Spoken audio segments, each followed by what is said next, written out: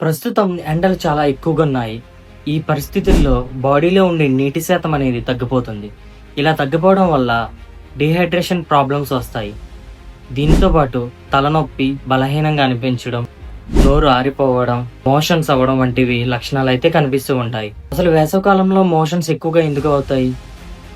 ఈ వేసవికాలంలో ఎండలు ఎక్కువగా ఉండటం వల్ల వైరల్ ఇన్ఫెక్షన్స్ వంటివి తొందరగా రావడానికి అవకాశం ఎక్కువగా ఉంటుంది.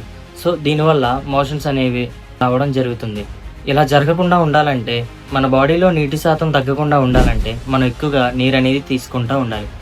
ఓఆర్ఎస్ వాటర్ మరియు కొబ్బరి నీళ్ళు, మజ్జిగ వంటివి ఎక్కువగా తీసుకోవాలి.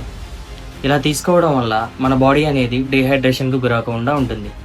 తీవ్రమైన మోషన్స్, వాంతులు, వికారం మరియు బలహీనంగా అనిపిస్తే వెంటనే మీ దగ్గరలో ఉన్న డాక్టర్ని సంప్రదించండి. ఈ ఇన్ఫర్మేషన్ మీకు యూస్ఫుల్గా అనిపిస్తే మన ఛానల్ని సబ్స్క్రైబ్ చేసుకోండి మరియు ఈ వీడియోని లైక్ చేసి మీ ఫ్రెండ్స్ అండ్ ఫ్యామిలీకి షేర్ చేయండి. Thank you.